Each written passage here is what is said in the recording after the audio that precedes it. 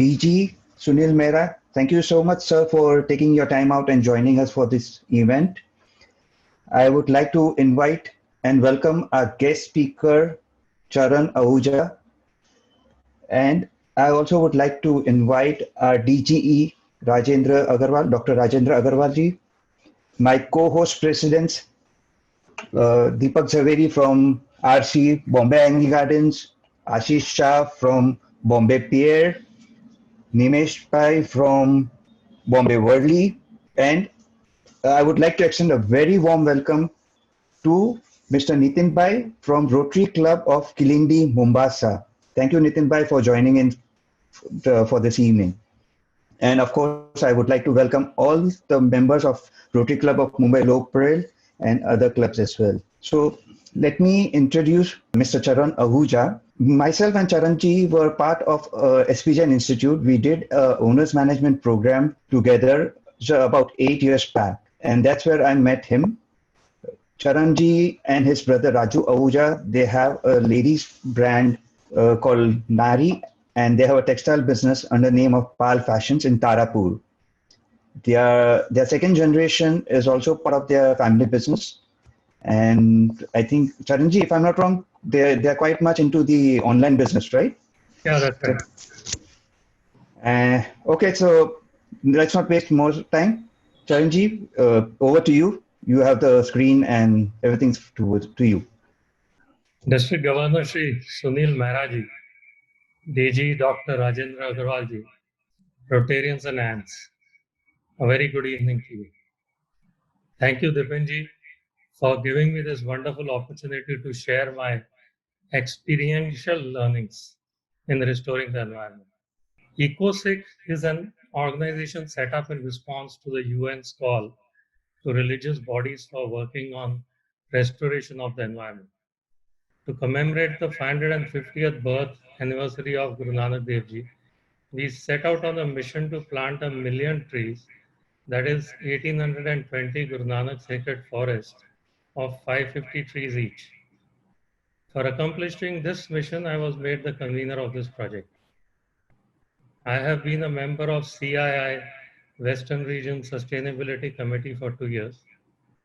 On my professional front, like Dipen mentioned, I am the managing director of Pal Fashions Private Limited. Since 1980, we are operating a manufacturing setup at MIDC Tarapur, which is located in district Palghar. From the inception, my father planted many trees on a large portion of our industrial plot, and he also developed a big kitchen garden. At the turn of this millennium, our company steered towards green manufacturing. And since 2008, we managed to completely stop fossil fuel. The steam boiler and thermic fluid heater have been operating successfully on briquettes, which are made out of agricultural waste.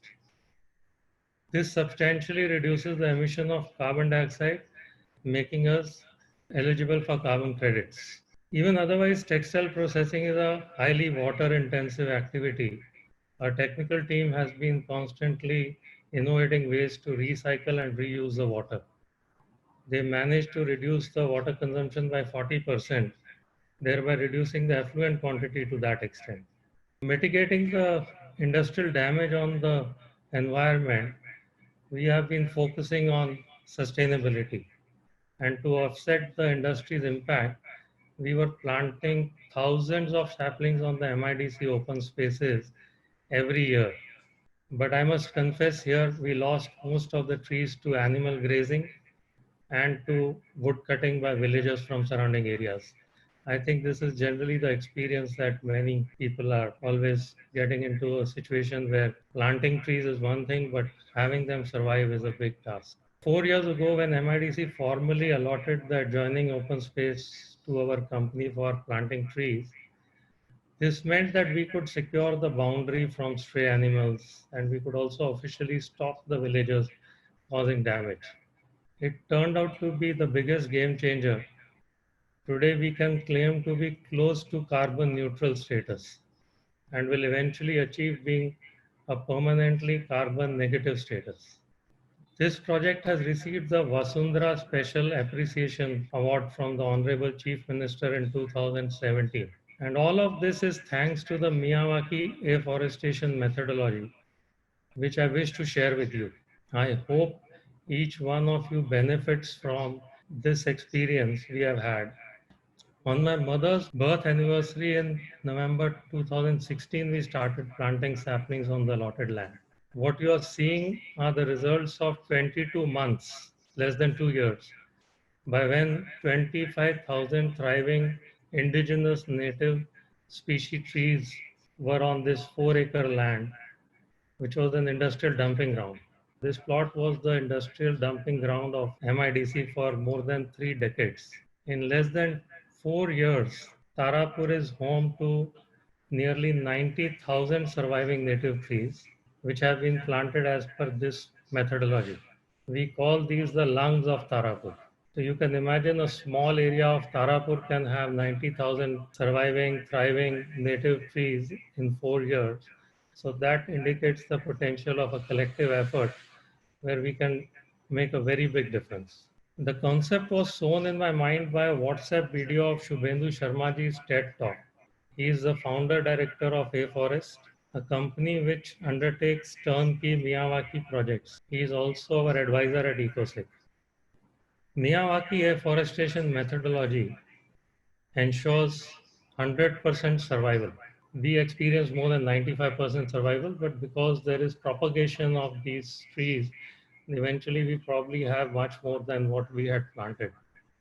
100 times faster and 30 times denser growth as compared to conventional plantations. 30 times more green surface area means 30 times more carbon sequestration. High levels of carbon sequestration are the most significant contribution in bringing down global warming and slowing down the climate change. Obviously, this also means 30 times more oxygen generation. Let me explain that these forests are not only oxygen banks, they are also water banks, as each tree stores thousands of gallons of rainwater annually, literally raising the water table. I can vouch for all of these results from my personal experience. In fact, there will be many more miracles that you will experience in this journey. 100 times more biodiversity. You will spot many species of birds, butterflies, insects, small animals, and microorganisms which were never seen around the area. We have photographed over 50 species of birds, and some of them are nesting there, and we also get to see hatchlings in our forest. You will become the source of conservation of flora, fauna, as well as the soil. The father of this methodology is Dr. Akira Miyawaki, a 92-year-old Japanese botanist. He was awarded the Blue Planet Prize in 2006 for his pioneering work in the restoration of natural vegetation on degraded land. Since the early 1970s, he successfully planted forests in Japan, which grew quickly and generally showed very good ecological resilience. For 50 years, this methodology has evolved and created a massive footprint all over the world. Identifying the native species is the most important aspect of Dr. Miyawaki's methodology. Miyawaki's sons, source of this information, were the Shinju no Mori, which translates to forests where the gods dwell.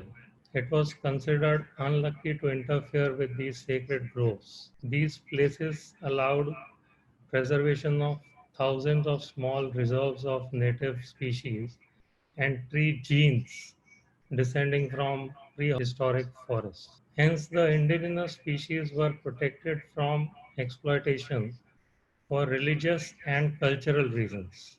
At EcoSec, we adopted this Japanese tradition. Our team has created over 170 Guru Nanak sacred forests across Punjab and other parts of India. Building strong bonds in people's hearts for afforestation projects has been our biggest achievement.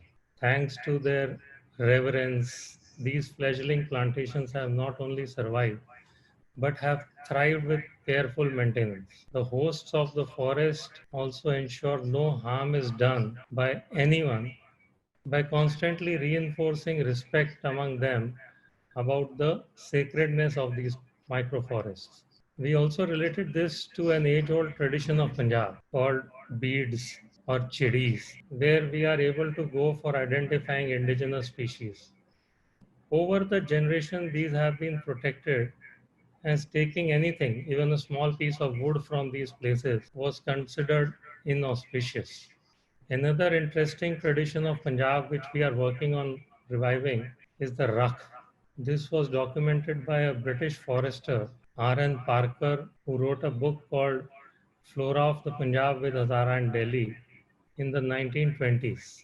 He said that whenever the Punjab farmer was clearing land for agriculture in the forests of the Punjab, he always left a tiny bit of regional natural flora, not just trees, but the grasses, the shrubs. His stated reason was always that we must leave something for the birds and the bees. Otherwise, where will they go?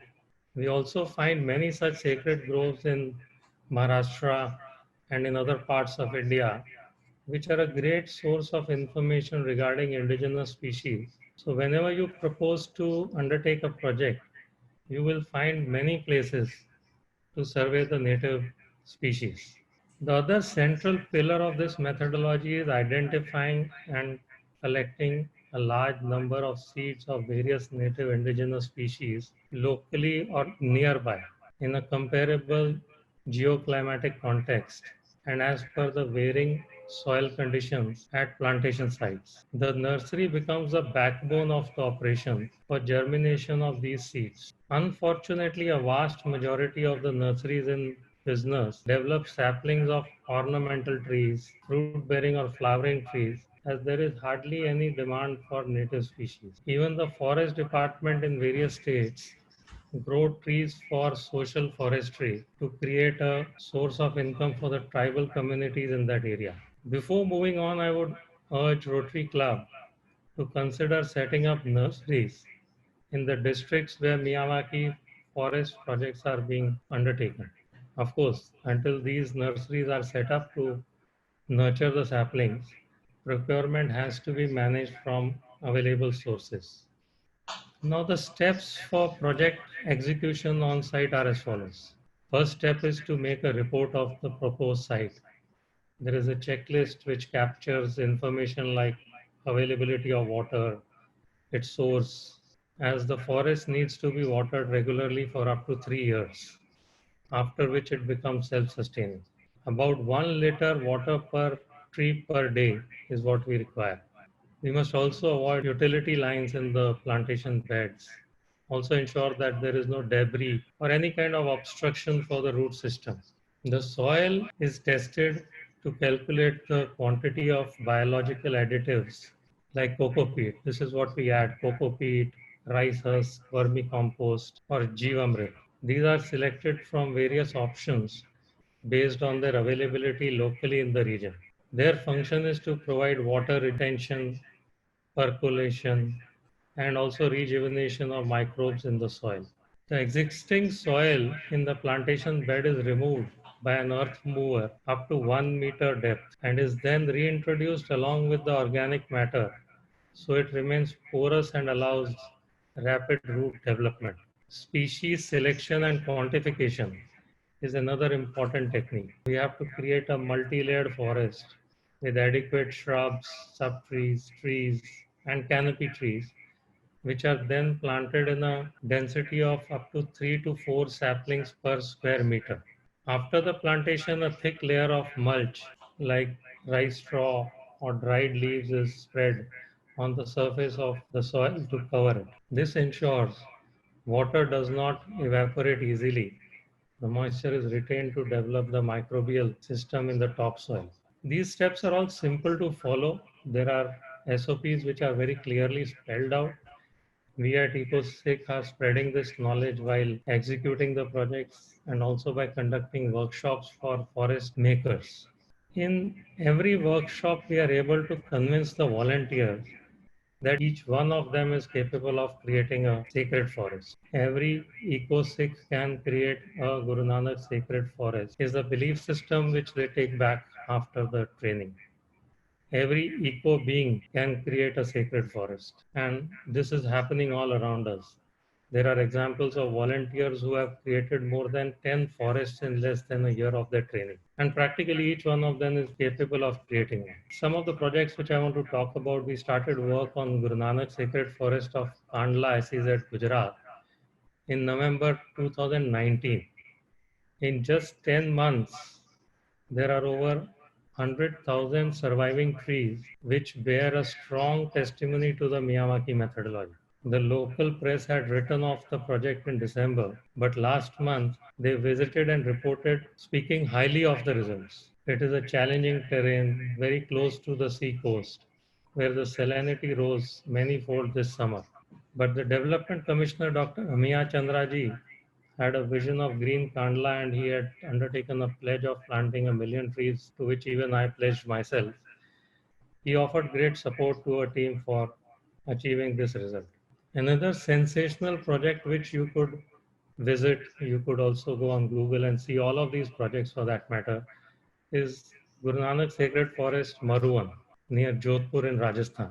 Maruan means forest in a desert. It's a forest in the middle of two flowing rivers which are dry most of the year.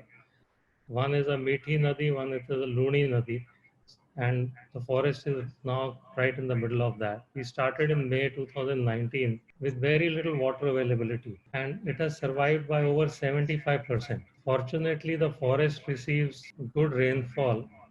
It received last year as well as this year since the time we planted it. Today, this place possibly has the highest biodiversity index with so many sightings of birds, insects, and even wild animals. I want everyone here with us today to start believing this. This is very important. We all have to believe this. Every eco-Rotarian can create a Rotary Sacred Forest. Yes, each of you can leave a legacy for your junior Rotarians, since these live seed banks will continue to sustain many native species which are spotted sparingly or nearing extinction. Both my daughters respect this work of 4 years more than they respect my 32 years in the textile business. One of them helped me with this presentation, and the younger one set up my dual Zoom screen for me today. Finally, about the resources. Peter Drucker taught us that all resources exist outside. We must find them. People to host the forest and maintain the forest. Once we start looking for them, we find them. Each Guru Nanak sacred forest requires only 160 square meters of land, which is available in n number of schools, colleges, universities, urban parks, residential complexes, and in the industry. The cost of each Guru Nanak Sacred Forest, what we mentioned, is 90,000. This includes 550 saplings, biomass, rent for the earth mover and tools, labor, technical assistance, training. It does not include cost of securing the boundary or the water supply provision, and for that matter, it does not include the maintenance thereafter. Such projects have also been managed by a bunch of students, for example, in Samana near Patiala, with as little as 40,000 rupees, where the villagers saved by pooling in the resources on biomass, which was available free, and getting an earth mover by only paying for the fuel to run that. If you plan bigger projects, per sapling cost will again go down substantially. We can discuss this in great detail for specific projects. This is a size, location, etc. I am very happy to share with you that Mr. Vijay, Uncle Kotiji, who was to be here, but I think he could not join. I'm not sure if he's here right now, of Rotary Club of Bombay Queen City, who is also a member of EcoSig, have entered into a tripartite MOU with Kama Hospital in Mumbai to create a Guru Nanak Sacred Forest on their campus. The other Rotary connection I know of is Shubhendu Sharmaji's work with Rotary Bangalore, Midtown, to plant a Miyawaki forest of 1220 trees of 56 native species in the Karnataka State Reserve Police Headquarters. Thank you everyone for hearing me out. I wish to leave you with a 3-minute video featuring the Rotary Bangalore Midtown project. Yashji, would you be kind enough to please play the video? Thank you. Welcome back to Sustainable Energy. I'm Asha Sampath and I'm in Canada to discuss the benefits urban forests can bring to our planet, our quality of life and energy consumption. 13 of the world's most polluted cities are in India, and locals are now taking the matter into their own hands. One of them is a former industrial engineer who's committed to plant a lot of trees to filter air pollution. Take a look.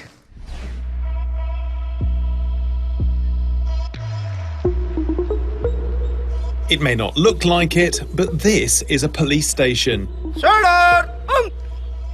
This is the headquarters of the 1st Battalion of Karnataka State Reserve Police, and you are in the middle of a urban mini forest nurtured and developed by police officers to make this place nice, beautiful, inclusive, and to develop a clean and green environment.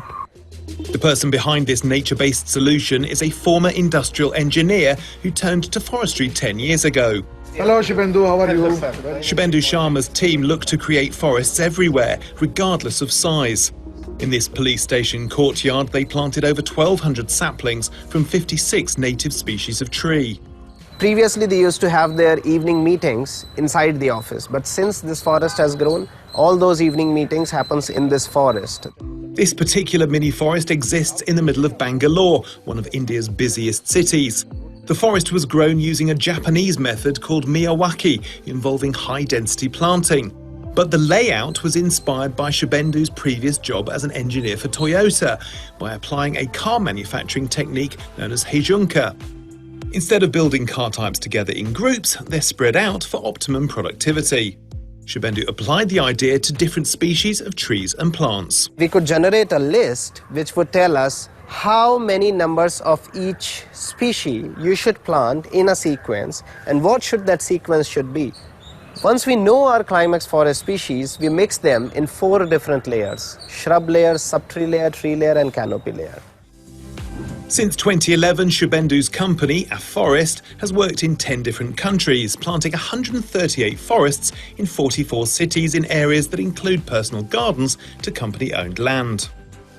Within 2 years, this forest becomes self-sustaining. It conserves its own water, it takes moisture from the air, it produces its own food. The leaves fall, they get converted into biomass which gets mixed inside the soil by centipedes, millipedes, earthworms and millions of microorganisms. In this method, you have 30 times more green surface area. We are able to have 30 times more oxygen, 30 times better pollution absorption.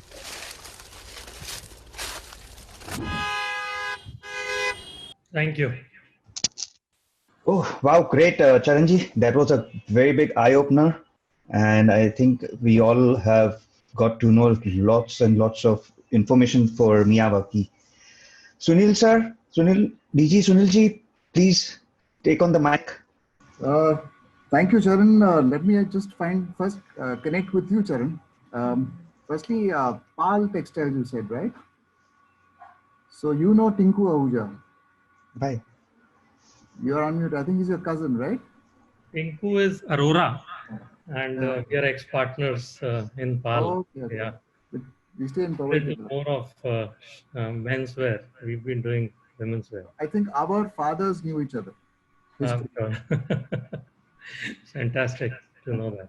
So let me start by addressing you, Visionary President Deepen and First Lady Hemal, our District Governor-elect Rajendra Agarwal, our guest, Mr. Charan Singh Ahuja. Very nice thought plan here, and I'll just try to expand a little later with you. IPP Janet Chamia, I think, and Anil Dodia, Rotarian friends from Mombasa, right? Okay. Members of RC Mumbai Lower Parel, my other visionary presidents, I see so many of them and miss you all guys. District officers and guests. Charan Singh Ahuja ji, you'll be glad to know we too are considering the Miyawaki format to create about 4 rotary forests. Our environmental project director Saif Qureshi and Avenue Chair Rajesh Chaudhary are in the process of seeking permissions. So it's a good connect already. I will of course take your number and details from Deepan and let them also connect with you. Sure. Thank you so much for this lovely. So coming to the current status, you've spoken about environment with Miyawaki, and I'm speaking about the current situation. Coming to the current status in this lockdown, the air is of course fresher. The water of the Ganges is more pure. The effluent waste is less visible, and the skyline clear of pollution lines. In the economic fallout of the COVID-19 pandemic, all countries have an opportunity to cash in on a green recovery. Only some, however, are taking advantage of it. But what shall happen when things return to normalcy? That is the worrisome part. Rotary this year in April has added environment too as an area of focus. We see a great deal of concern in the young adults of today for the environment, like Charanjit also mentioned about his daughters. In reality, a new club is being formed and considered only with environmental projects as its objective. I think, Charanjit, children as climate change ambassadors can play a significant role. By strengthening the teaching of environmental issues in classrooms, maybe, children become empowered as agents of climate change, and this shall drive greater participation by the families. Environmental education plays two roles. One is to empower people to participate effectively in environmental decision making. The second is to develop a cadre of professionals who can play an effective role in environmental governance and, of course, sustainable development. A fight against climate change must be strengthened through basic education in classrooms, I think. And in their plans, countries must address even restoration so that the earth may revert back to its natural state, where both diversity and humanity can thrive. At the forefront of everyone's mind is the pandemic, and the emergence of diseases is more likely probably in a climate changed world. Lockdowns to prevent the spread of the coronavirus have maybe flattened the curve in some areas, but they have also had unintended environmental benefits. Amid the shutdowns, the earth has gotten the chance to breathe, I feel, and animals have flourished in a humanless world because we've been locked down in our cages. In India, people can see the Himalayan mountain range for the first time in decades. But these changes are only temporary. As economics and economies gear up again, we are already seeing emissions rise with them. But if we don't invest in a recovery plan, these short-term benefits might be all for nothing. These warning signs also highlight how important it is to avoid returning to a business as usual model, one that disproportionately affects already vulnerable environmental behaviors. All these efforts to restore Earth are necessary for creating a livable future, but they are not enough on their own. We also need a policy change. And before I end, Deepen, I'll leave you with a thought to ponder. It's time to ensure that all have equitable access to the resources and healthy environments necessary to survive and thrive. That's mandatory. Of course, we cannot conclude without a visionary shout. So we'll repeat after me. Together we will. Together we will. Together we shall. All the presidents here, come on, I can see some. Yeah, unmute. Yes, unmute everybody. Okay, let's unmute everybody. So let's repeat after me. Together we will. Together we will. Together we will. Together we shall. Together we shall. Make our vision come real. Make our vision come real. Thank you. Thank you. Thank you. Thank you, Sunil sir. Now I would like Dr. Rajendra Agarwal to share some thoughts. Dr. Agarwal ji. Just unmute me, yes. Yeah, you're unmuted. Thank you, Deepan. My pleasure, sir. Wonderful going president. Thank you. Hello, DG Sunil and all the visionary presidents and members of this club and Worli Club and all the Rotarians over here. Charan, wonderful presentation and wonderful hearing about your passion about nature. I'm also a nature person, very passionate. I'm also doctor in naturopathy. So just to share a few of my thoughts about. Sir, even textile. You're part of textile as well. I'm also part of textile, absolutely. I'm a textile engineer, Sunil. We all are in the same boat. I'm also a textile engineer and having a textile industry. So this forest, this plantation is the only thing which will make the world, the earth and the human survive. What you mentioned about the oxygen level, carbon dioxide level, the heat level, the melting of the glacier, water conservation, everything is what people should realize. What is happening in this world is the greed of human beings. The greed of human beings to have water pollution, air pollution, destruction of trees, destruction of animals is the only cause of corona. Unless we stop our greed and do all this what you are saying, and we all know it is important, we will not survive. So let us use every possible space. I'm talking to the presidents present over here. Use every possible space in the city and around to make these forests. And this will make a big revolution change. Sunil is already trying this, and Sunil, it will happen. It will happen. And even I will continue this after you. Miyagi Forest is going to happen. Thank you. Thank you for inviting me. Thank you so much, Dr. Agarwalji. Now, I would request my co-president from Kilindi, Mombasa, Rishi. Rishi, would you like to come in? Can you unmute Rishi, Yash? Dipen, thank you. I think you are referring to me when you're asking me to unmute. Okay. It is our president, is Janet Chamia. Okay. She's already on the meeting. Okay. So you want to? Shall I pin Janet now? Shall we ask Janet? Before Janet? You go on. Yes. Dipen. Yes. Yeah. Before I get off the mic, our club is very actively participating in climate change as well. We have been planting trees at every school where we put up a borehole, and every suburban area where we put up boreholes, we plant trees.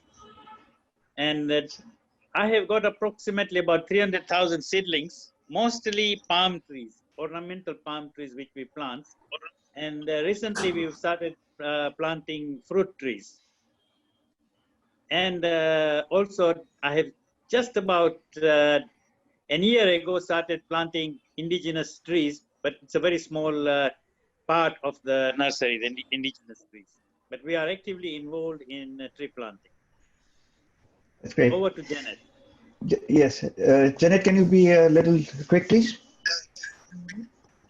Welcome, yes, Janet. Hello, welcome. Thank you very much. Hello. Sorry, you can hear me? Yes, we can hear you. Yeah, I'm saying thank you very much for inviting us into this meeting. We have heard a lot of beautiful things that your club is doing. Even us in Mombasa, we have been planting a lot of trees, as Nitin has said, and we are also trying to change the climate in a positive way. We believe that trees that we plant, some of them can be used as food, and others will give us clean air to breathe, and it will make our planet a lovely place to live. And we needed to make this planet better than the way we found it by doing the positive things like conserving our nature. Thank you. Thank you. Thank you, Janet. So friends, we are open to question and answers. Yash, you want to unmute? Just 1 minute, Dipen.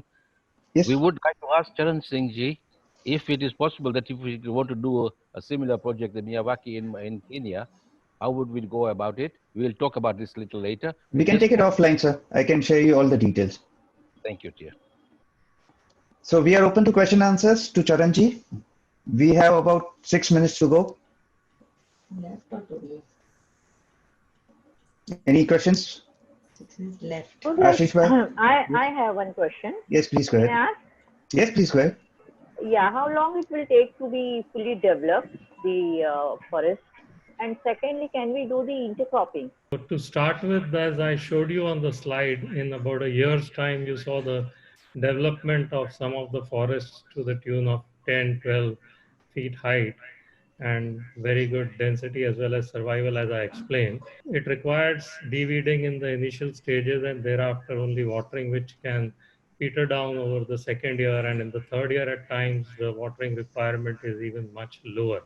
The development process is a 3-year process, after which the Miyawaki methodology says that no management is the best management. It is self-sustaining and continues to develop. No pruning. One of the part of the MOU that we enter is that we would not want to exploit it for any commercial reasons. We would not want to disturb the way the things have been developing and growing. And that's important because that is why the even the fauna, like I explained, is getting conserved. These birds, butterflies, insects, animals, they feel so secure in such a dense place that they come and find their lost habitat. So we would not want to disturb that after a certain development has already happened. What about the intercropping? Can we do till the forest is fully developed? Can in meantime we can do the intercropping? Not that I'm aware of. I can check on this and I can revert to you on that. Okay. Thank you. Thanks a lot. You're most welcome. And just before I leave with Rishiji, I would like to say that even remotely, we will be in a position to share with you a lot of knowledge and information. And based on the location details that you share with us, we can also guide you to take on the process. This is possible. We wish all the best wherever you are. Please take this forward.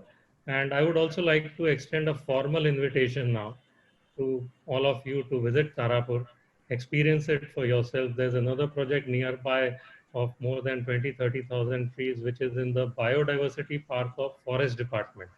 So that's another possibility for Rotary Club to consider, where the Forest Department has so much land and they have a lot of possibility to develop it.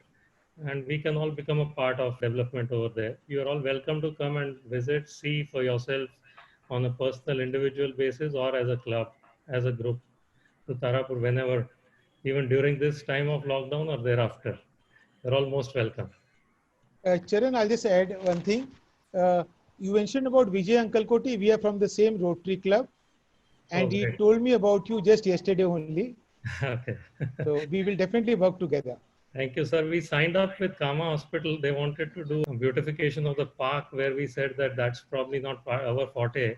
We were wanting to take up the Miyawaki plantation in Kama, and Rotary would do the beautification of their park. I'm aware of that. I'm aware of that. Great. Absolutely. Fantastic. Thank you, Yeah. sir. Charanji, excellent talk. Really enjoyed it. And I would like to ask you is what kind of soil is best suited for this Miyawaki plantations? Sir, the reason I mentioned Maruvan to you was that there was virtually no soil. We were right in the middle of a desert in Jodhpur. This Any soil is such that whatever the conditions are, rocky conditions, coastal conditions with high salinity, the key component being that you identify the species which are robust and native to that area. Okay. And that helps a lot in terms of the development process being successful, the growth, density, etc. But at the same time, we also look for nutrients, biomass, which is easily available in those areas. South Peninsular India, we use cocoa peat, but when we go up north, we use the wheat husk and those kind of biomass. It's only a differentiation in terms of what medium you add to the soil. The ratios can be different basis of the soil conditions. So if it's a clay soil, then you'll probably have a different thing. If it's more of a sandy soil, you'll add differently. So that silt is also one thing that we identify, the amount of silt in the soil. So that becomes a part of the initial soil testing process, where we are able to say that what nutrients are to be added. These are all bio waste. Basically, there is no chemical, there is no bought out stuff like that. Okay. So I hope that's clear. Yeah. It answers. Yeah, it is like a matching to be. Right. well. Okay, guys, I need to give just can you unmute Manoj Khanderia, please? He's unmuted. Manoj bhai, over to you for the thank you note, as our DG Sunil sir has to leave. Yeah, thank you, President. Honorable Speaker, Mr. Charan Ahuja, Governor, District Governor, Mr. Rotarian Sunil Mehra, DG Rotarian Dr. Rajendra Agarwal, and fellow Rotarians. I, on behalf of Rotary Club of Lower Parel and on behalf of Post Rotary Club of Bombay Pier and Hanging Garden, and on my behalf, extend a very hearty word of thanks to Mr. Ahuja for gracing your important work on environment, global warming, and sharing with us your findings and experience today. A big thank to Mr. Ahuja for his efforts towards Miyawaki forestation methodology and practical guidelines for the projects. It is heartening to note that this Miyawaki methodology will turn our carbon emitting industrial setup to a carbon neutral or a carbon negative status. He has explained that this afforestation efforts will help to bring down global warming, able to provide place for flora and fauna, natural vegetations for the degraded land, help survival of indigenous species of plantations, and creation of sacred forests. Within 10 months, he has explained that within 10 months, they have planted surviving 1 lakh Miyawaki plants at Kandla, development of forest in desert of Rajasthan. Mr. Ahuja, we hope to see you again at the club for further enlightenment. Thank you very much to the fellow Rotarians. Thank you, Manoj bhai. Thank you for the lovely vote of thanks. Sunil sir, thank you so much for joining in. It was a pleasure, and I'm glad that you heard Charan bhai. And I, on behalf of Rotary Club of Mumbai Lower Parel, we are going to take this to the next level now. So I am definitely promising that we will come up with something. Deepan, in that case, I would share some numbers with you. Yes, you can always align with that team. It's the environmental team, and Mr. Charan Singh ji also can, assist there. Okay, right. That's you're talking about Rajesh Chaudhary and Saif Qureshi. Chaudhary and Saif Qureshi. Yes, yes, yes. So Saif is also online. Saif, you want to share something? Saif is here. Yep. Is he? I think he's here. Saif is not here, Deepan. I didn't see. Oh, it's not there. Okay. Okay. Fair enough. Anybody else for more questions towards Charanji? One question, Charanji, you was mentioning is there any special water requirement for this, or is it like a normal water requirement? The first year I'm talking about. It's normal water, like I said, half a liter water in the morning, half a liter water in the evening. If it's 1,000 sapling project, you're talking about 500 liters in the morning and 500 liters in the evening. Obviously not during the monsoon, so it's not year round, and you can calculate the cost accordingly.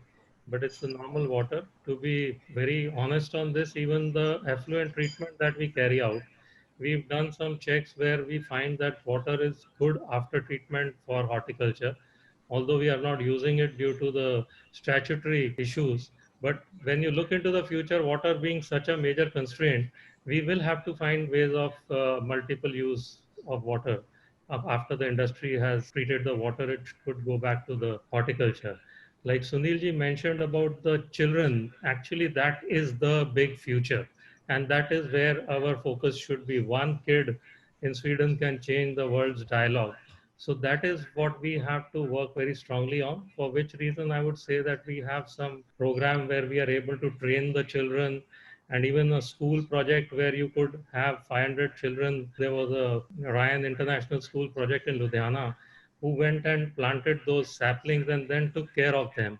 So every student could have a species to look after and nurture and see the growth and learn about how the stem is developing, how the leaves are developing, and that learning process creates a very, very, very strong bond, which is most needed as of now for the conservation efforts. Great. All the best. Thank you, sir. So, Charanji, you just want to share that the bare minimum size required for urban forestation? Just can you give some light on that? It could be as little as 200 trees. So if it's a density of 4, you're talking about 50 square meters. So even in the residential areas, we can do something like that. But it would be better off if you are in the region of 100 square meters with about, let's say, 400 trees project. So that's a decent, where you can have the multi-layered concept of shrubs, subtrees, trees, canopy, and you can have the concept of, let's say, 20-25 native species. So there is a symbiotic relationship. There's a lot about how the roots also support each other. There's great learning out of this concept to see how we all can live as one community, coming from different places, different backgrounds. So it could be as little as 50 square meters or 100 square meters. Shubhenduji's best way of explaining that could be area of 6 car parking lot, and cost would be less than an iPhone.